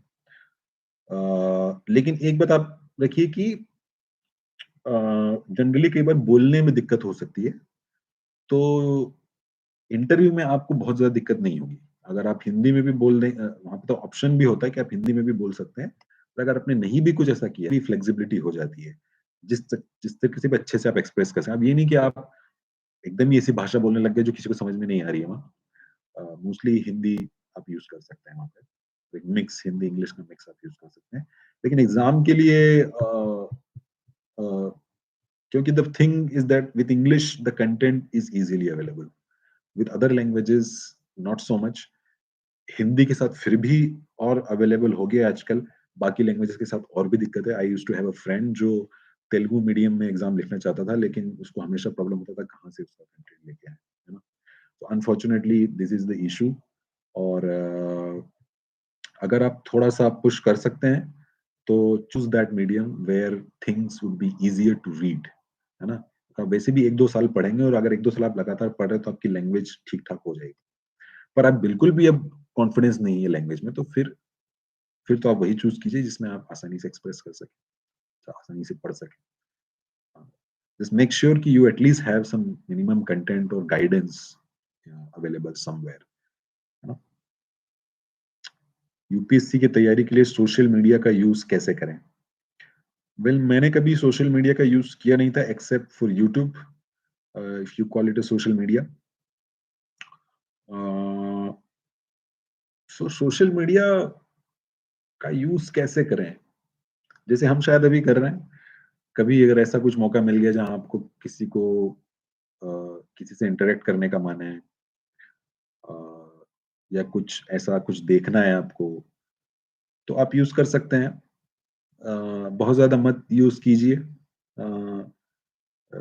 यू नो, क्योंकि आपके पास उतना टाइम नहीं रहेगा। But use it in a positive sense. अगर कहीं पे कुछ ईज़ी, जैसे मैं यूपीएससी टाइम के ही सोशल मीडिया पेज देख रहा था, और मुझे बड़ा अच्छा लगा कि वो लोग कई चीज़ों के कुछ नोट्स उसमें डाल देते थे। और एक मैंने नोट पढ़ा भी था, आई थिंक कुछ हिस्ट्री का या था, it was really very good. तो एक मिनिमम टाइम दीजिए, कि अगर जहाँ पे अगर आपको ऐसा कुछ मिल जाता है, ऐसा कोई अच्छा चैनल है, ऐसा कोई अच्छा इंस्टाग्राम पे पेज है, या अ, ट्विटर पे तो ट्विटर पे भी हो सकती है चीज़ें। तो आप उसको कीजिए। अदरवाइज़ या किसी से इंटरेक्शन करने का मौका मिल रहा है, just to be little bit motivated, uh, तो आप कर सकते हैं। But use it only on maybe on weekends or things like that. But don't use it to follow your other friends who are not in the UPSC, and they're living a different life in a corporate world or maybe in the foreign country, और उसको देख के फिर आपको एक ग्लानि महसूस होगी कि यार मेरी ज़िंदगी क्या चल रही है और ये क्या कर रहे हैं। आप it sometime may have a negative psychological effect. ऐसा मैंने सुना है, मैंने कभी ये सिचुएशन फेस नहीं किया, बट ऐसा मैंने सुना है। तो आप उससे बच के रहिए। जो भी आपके काम की चीज़ें जो आपको पॉज़िटिविटी कर दे, आप उस तरह, अगर आपको if it gives you positivity, then use it. अगर आपको नेगेटिविटी उससे मिल रही है, तो आप उससे दूर रहिए। That's simple as that. और सोशल मीडिया पे कंटेंट आपको मिल सकता है यूपीएससी के लिए, and you may interact with few people. Okay. UPSC की तैयारी ऑनलाइन करनी चाहिए या offline? You can do it online. I think I never faced this situation, but you can do it online. Given that ki if someone else is guiding you online, uh, you are able to not just see their lectures as it is uploaded in YouTube or something. You're also able to talk to them sometime. There is some sort of interaction also there. अगर आप if you doing the coachings online, और अगर आप content online उठा रहे हैं, तो that is different. वो तो आप उसको ऑनलाइन लेके आप you will take the print out and you will read it just like normally. But online is a good option, क्योंकि इतनी ज्यादा डाउट्स आपको नहीं आएंगे। You won't have to crack some mathematical equation कि अब यार ये कैसे करूं। सिंपल चीजें हैं, बस उसने अगर 4 पॉइंट लिखे हैं, आपको भी वो 4 पॉइंट पता चल गए, तो आपका और उसका नॉलेज सेम हो जाएगा, है ना। It is a general general knowledge examination. It doesn't require very specific extra intelligent minds to crack it. Just requires too much of hard work. UPSC की तैयारी के लिए दिल्ली जाना ज़रूरी है। मैं तो दिल्ली गया था, लेकिन ज़रूरी नहीं है, बट आपको कभी न कभी शायद दिल्ली जाना पड़ेगा। You probably would find yourself in a situation where you might have to go to Delhi for some time, 2-3 months, कभी इंटरव्यू की तैयारी के लिए, या कभी आपके लिए ऑप्शनल वहीं मिल रहा है तो। बट ऐसा नहीं कि आप वहीं पे गढ़ डाल के बैठ गए हैं 5 साल और वही तुम्हारा जीवन बन गया है। वो ज़रूरी नहीं है। Unfortunately it was for me, क्योंकि मेरे पास ऑप्शन नहीं था। मैं एक गाँव से आता हूँ और घर पे रहना मेरे लिए संभव नहीं था। अ अ, पर वहाँ पे कई बार दोस्त भी मिल जाते हैं, लेकिन वो डिस्ट्रैक्शन भी हो सकता है, बट कोई अच्छा दोस्त भी मिल जाता है। कुछ ऐसे लोग भी मिल जाते हैं जो आप ही के हमसफ़र हैं, आप ही के जो यात्रा आप कर रहे हैं, वो भी कर रहे हैं, और शायद आपसे सिम्पैथाइज़ कर सके, आपकी सिचुएशन समझ सके। क्योंकि बहुत सारा वक़्त ऐसा भी हो जाता है जब किसी को आप समझा नहीं सकते, जो आपका दर्द है, या आपकी प्रिपरेशन में जो भी आपको फ्रस्ट्रेशन फ़ील हो रहा है, अगर आपको सक्सेस नहीं मिल रही है तो। तो शायद वहाँ पे, और not Delhi, by Delhi I think symbolism की ऐसे कुछ सेंटर्स में चले जाएँ, कि भई चेन्नई में ऐसा सेंटर है, या हैदराबाद में है, या पुणे में है, या दिल्ली में है। Delhi is the prime centre of it. तो जा सकते हैं आप, लेकिन आपको वहाँ गढ़ लगा के बैठे रहें, सालों-साल बैठे हैं वहाँ, ऐसा कोई ज़रूरी नहीं है। अपना काम कीजिए वहाँ जो है, और वापस आ जाइए, अगर आपके पास कोई ऑप्शन है तो। अगर आप घर आ सकते हैं तो घर पे आ जाइए। सिलेबस समझ नहीं आता है, क्या करें? आई थिंक मैंने इसका आंसर पहले ही दे दिया था कि सिलेबस इंडिकेटिव होता है, उसके डिटेल में जाना है तो आपको प्रीवियस ईयर क्वेश्चंस पे जाना पड़ेगा। तो that's the very short and the exact answer to it. कि go to the question, you will actually understand what is the meaning of that syllabus. Maps समझ नहीं आते हैं, क्या करें? मैप्स समझ नहीं आते हैं. I mean, maps are supposed to make it easy. So, I mean, then how can you go beyond it? But map समझ नहीं आते हैं. कुछ नहीं, उसको और देखते रहिए कि थोड़ा खुद ही प्रैक्टिस कीजिए, नहीं तो मैप बनाने की एक ब्रॉड, और yes do it in fact, this would help you. एक फ्री हैंड से आप कैसे मैप बना सकते हैं, स्पेशली इंडिया का. कुछ नहीं, थोड़ा और वक्त दीजिए आप उस पे, and anything which you can not understand, if you give little bit more time, you will be able to understand it. Notes पढ़ना चाहिए या text books? I think you should go for notes. Don't go for big textbooks. For example, Lakshmikant. Lakshmikant is not a textbook. It's a notebook. It's a note. Text book होती है उसकी कोई बहुत constitution पे अलग से लिखी गई है. Like which one is that, D Das or something of Indian constitution. That is more like that. This is more like a notes. It's not really a book, or you can call it textbook or notebook type of thing. But this type of things you can read. Don't go for advanced type of books. Don't go for them or big textbooks. Rather go for notes. Notes कैसे बनाएं? So first तो ये है कि notes बहुत ज्यादा नहीं बनाने हैं. Make only very minimum type of notes. I am not of the belief कि आप बहुत ही एग्जॉस्टिव नोट्स बनाएं. क्योंकि आप अपने सोर्सेस पे अगर आपकी पकड़ है कि आपके वो टेबल, जैसे मैंने कहा, एक टेबल अगर बनी हुई है जिसमें आपके सिलेबस पॉइंट और कहाँ से आप उसको कवर करेंगे with optimum sources, then you can have a grip कि ये है, और उसी को आप बार बार रिवाइज कर सकते हैं. आपको बार बार उसका नोट बनाने की जरूरत नहीं है, क्योंकि the purpose of to make note is to make the revision easy. But अगर आपके सोर्सेस फिक्स रहे तो आप उन्हीं से, आप लक्ष्मीकांत को ही 5 बार रिवाइज कर सकते हैं. आप लक्ष्मीकांत का नोट बनाने की जरूरत नहीं है. स्पेक्ट्रम को ही 5 बार रिवाइज कर सकते हैं. Then it itself is a note. और जहां पे आपको जरूरत है वो है कि थोड़ा बहुत आप न्यूज़पेपर का नोट्स बना लीजिए. एक 200 पेज की नोटबुक बनाइए और उसमें जो भी पिछले 1 साल में हुआ है उसके एक डिवीजन करके, मैंने आई थिंक पहले एक्सप्लेन किया, उस तरीके से कर लीजिए. बाकी बहुत ज्यादा नोट्स बनाने की कोशिश मत कीजिए. अगर आप ऑप्शनल में आपको कोचिंग नहीं है तो शायद आपको बनाने चाहिए फिर, क्योंकि इसमें बहुत सारी टेक्स्ट बुक हो जाएगी और ऐसा कोई स्टैंडर्ड नहीं मिलेगा. पर दैट्स व्हाई आई सेड कि go for the coaching in the optional if you find some good mentor, ताकि वो आपको उनके नोट्स दे दे और आपका काम आसान कर सके. रिवीजन कैसे करें? रिवीजन बस रिवीजन करते रहिए, पढ़ते रहिए उसे बार-बार. कुछ उसमें कोई खास, अगेन उसमें कोई ट्रिक नहीं है. फॉर एग्जांपल लक्ष्मीकांत है, इतनी मोटी होती है. तो आपने आपके प्रीलिम्स से मान लीजिए 1 महीने बाद, आज आपने तैयारी शुरू की, जो फाइनल फेज ऑफ प्रीलिम्स में आए हैं जब आप, अभी तक आप चल रहा था कुछ-कुछ, अब आप 1 महीना पूरी तरीके से प्रीलिम्स में झोंकने वाले हैं. बहुत सारे टेस्ट लगाने वाले हैं और रिवीजन करने वाले हैं. तो अभी आपने एक बार पढ़ा, फिर उसको 8-10 दिन बाद और रिवाइज कर लीजिए, फिर और रिवाइज कर लीजिए, फिर और रिवाइज कर लीजिए. Every time you do it, your revision time will reduce. And finally जब आप एग्जाम दे रहे हैं, अब कल आपका एग्जाम है ना? तो आप 1-2 घंटे में आपकी पूरी लक्ष्मीकांत रिवाइज हो जाएगी.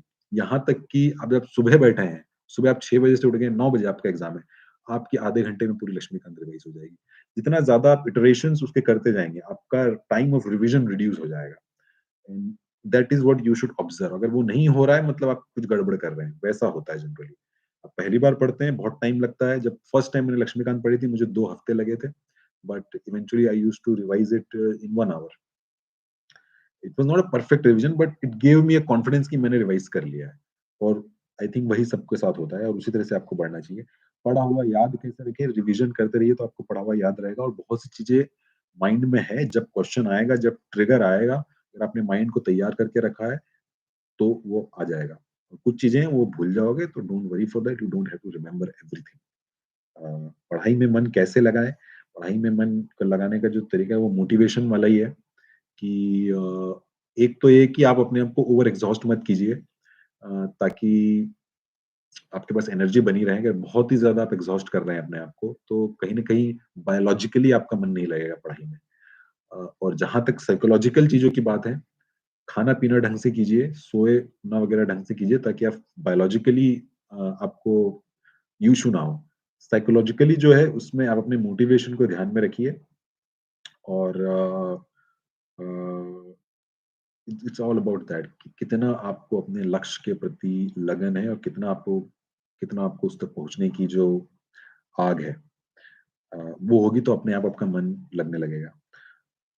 आपकी तरफ से कुछ टिप्स तो मैं तो यही टिप दूँगा कि प्रीवियस ईयर क्वेश्चन पेपर को बहुत अच्छे से करिए।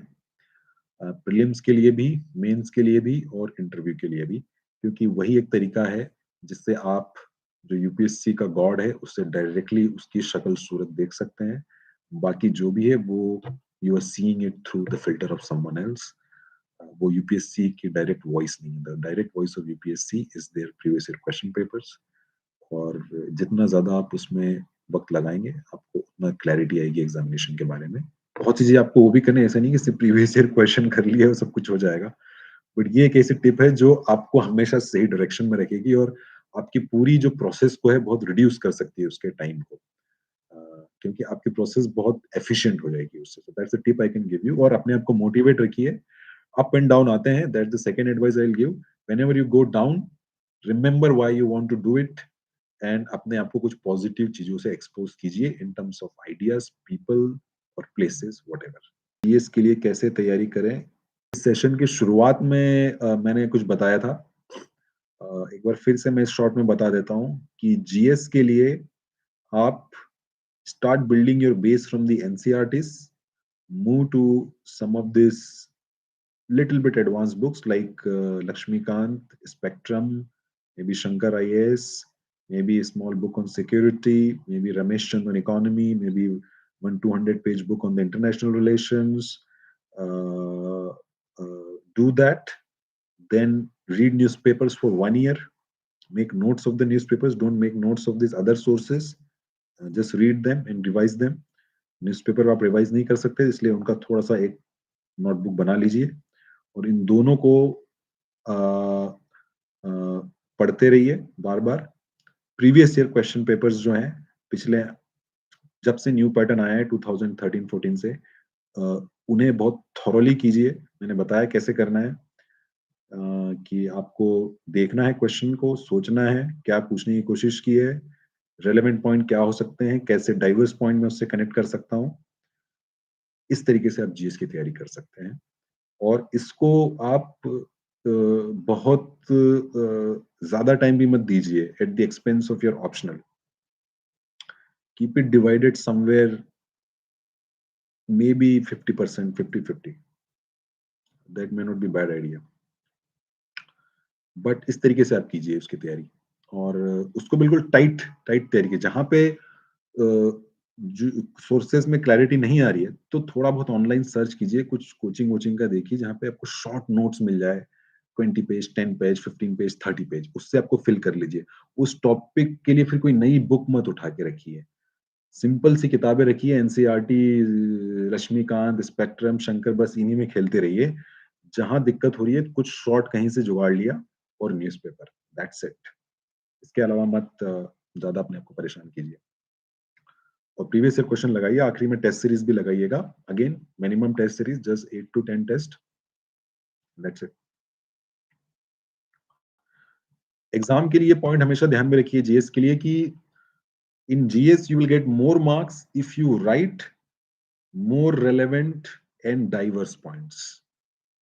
तो आप जितने ज्यादा टाइप ऑफ पॉइंट्स उनको देंगे, धड़ाधड़ बस पॉइंट्स दे दीजिए आपको उनको। कोई से पॉइंट्स हो सकता है गलत होंगे बिल्कुल, पर चल जाएगा उतना, है ना? क्योंकि उस in the heat of the examination आपको कई बार नहीं पता चलता है कि यार ये पॉइंट यहाँ पे लिखना चाहिए कि नहीं। बट एक फिलॉसफी रखिए कि मुझे ज्यादा से ज्यादा पॉइंट्स देने हैं और डाइवर्स पॉइंट्स देने हैं, आपके ज्यादा नंबर आएंगे जी इसमें। सर होम कार्डर कैसे मिल सकता है?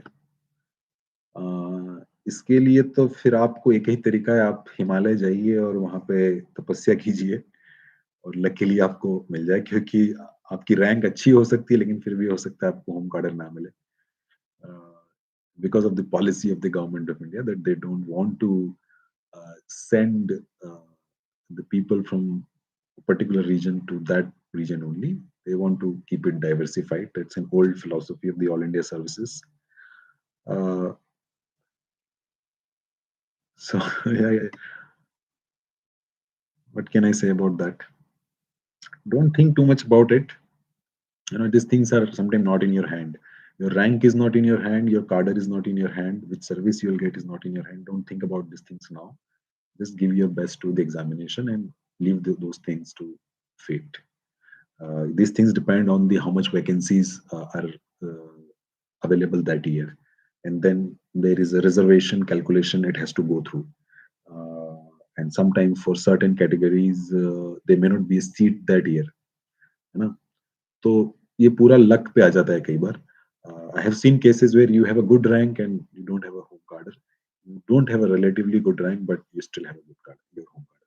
I am going for interview in coming days. Any special advice? Kindly support me in releasing the stress. Ha ha ha. So, congratulations for going to the interview. Special advice यही कहूंगा कि उन्हें impress करने की college से अपने knowledge से मत करो. उन्हें इम्प्रेस करने की कोशिश अपनी पर्सनालिटी से करो, इसलिए उसका नाम पर्सनालिटी टेस्ट है. और पर्सनालिटी मतलब आप कैसे बोल रहे हैं, है ना? देखिए वो लोग जो हैं वो एक सर्टेन एज के ऊपर वाले हैं. चेयरमैन जो होंगे या वुमन होंगी वो मोस्टली 60 प्लस होगी. बाकी जो मेंबर्स होंगे 4 वो एटलीस्ट 45 से ऊपर होंगे और 45-50 से ऊपर वाले जोन में होंगे. तो and they would have a huge experience. Don't bluff. किसी भी तरीके से ब्लफिंग मत करना बिल्कुल, वो बड़ी ब्लेंडर हो सकती है. बट पूरा सब्जेक्टिव है. It's a mystery. Probably it's an art. That's why you can not really explain it. ऐसे कुछ लोगों के इंटरव्यू देखो जिनसे तुम्हें बड़ा ग्रेसफुल महसूस होता है ना? काइंड ऑफ कि वो कितना अच्छे से सहजता से बोलते हैं, है ना? ऐसा भी नहीं है कि आपको वहाँ कोई बाबा जी की तरह बात करनी है, कि आपकी ऑडियंस है और आप उनको कोई प्रवचन दे रहे हैं और वो बिल्कुल आनंद परमानंद हो रहा है. But that kind of charm you have to bring, given that you are also giving correct answers, and wherever you have to take the stand, you are taking the stand. They will sometimes ask you some trick questions. वो तुम्हें अपने flow में बहाने की कोशिश करेंगे.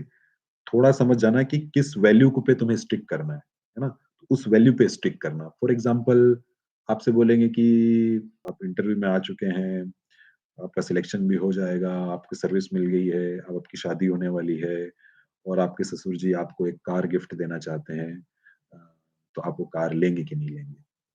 तो अब तुम सोच में पड़ जाओगे, तुम सवाल जवाब करने लगे कि आई वुड कि थिंक सर कि कैसी है कार, या मुझे लेना चाहिए कि नहीं, या वो गिफ्ट दे रहे हैं या किसके नाम पे दे रहे हैं.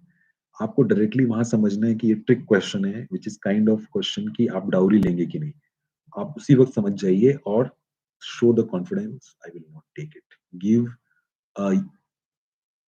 Equivocal answer. उसमें दो वॉइस मत रखिए. उस तरह के क्वेश्चंस पे अगर आपने अच्छा परफॉर्म कर दिया तो बाकी क्वेश्चंस आपके बहुत ज्यादा रिलेवेंट नहीं रह जाएंगे. फिर वो आपसे ऐसे टाइम पास के लिए आधा घंटा भरने के लिए कुछ कुछ पूछ लेंगे कि बताओ अभी ये यूक्रेन युद्ध में क्या चल रहा है, या ये जो जजमेंट आया कर्नाटक हाई कोर्ट का, या वगैरह वगैरह. इस तरह के ट्रिक क्वेश्चंस को आप अच्छे से परफॉर्म कीजिए and show some grace in the way you speak, है ना? Like that. I am in a job and it is difficult to continue while working, but if I leave my job, I may feel some negativity of not earning, and UPSC is a tough exam with uncertainty of selection. I can understand your pain, brother, that, you know, I never faced that situation. I had all the time in the world to prepare for the exam, but, the way people do it is they find time within their job, and when the examination comes, they're able to clear prelims, they take the holiday, they take it off. uh, so it depends कि how much you are confident at that level. अगर आपको ऐसा confidence आ गया कि एक अच्छा base बन गया है, मेरा प्रीलिम सब क्लियर हो गया है, होने वाला है, या फिर और अभी जो 4 महीने हैं, अगर मुझे छुट्टी मिल गई तो ठीक, नहीं तो मैं इस जॉब को छोड़ दूंगा क्योंकि मैं इस बार इस मेंस को क्लियर कर लूंगा. तो आप फिर उससे ऑफ ले लीजिए अगर आपको 4 महीने ले सकते हैं तो. क्योंकि कुछ टाइम तो चाहिए होता है जब 4 महीने आपको बहुत अच्छे से तैयारी करनी पड़ेगी if you are really serious about clearing this examination. Time pass करना है तो दैट्स अ डिफरेंट थिंग, है ना? वो 4 महीने तो यार आपको पूरा देना पड़ेगा because it's really competitive examination और आप नहीं देंगे तो कोई और दे रहा है। तो somehow find the way to build a base while you're in the job and you're confident enough कि अब मेरा प्रीलिम्स होगा और मेंस भी क्लियर कर दूँगा, बस मुझे ये 4 महीने मिल जाए। Leave the job if you have to. Try to have an arrangement जहाँ पे कि सर मुझे 4 महीने दे दो, फिर से जॉइन कर लूँगा। ऐसा कुछ अरेंजमेंट कर सकते हो और अगर नहीं होता तो जॉब छोड़िए और आपका ये सपना है उसके लिए 4 महीने दीजिए, it's worth it. Okay friends, तो आई थिंक अभी अब कोई क्वेश्चन नहीं है। अगर कुछ और क्वेश्चन है तो please put there because I think now we should end the session. There are no more questions here. Uh, so in the end, really thank you for those people who joined. I should thank them. I should thank UPSC Time for organizing it. Uh, and in short, I gave whatever experience I had. I hope it brought more clarity to you than confusion, and it helped you to increase your confidence uh, uh, in this examination. Uh, so all the best those who will be writing prelims this year or interview this year.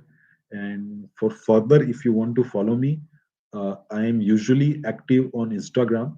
The name of my profile handle is Rajneesh dot Corleone, Corleone, जो Godfather के fans हैं वो समझ सकते हैं। वहाँ पे you can drop the message. I connected to the UPSC time through Instagram only. आप वहाँ मैसेज ड्रॉप कर सकते हैं अगर आपका कोई स्पेसिफिक क्वेश्चन है। I usually answer if the question is specific. And so all the best and have a good time. Thank you.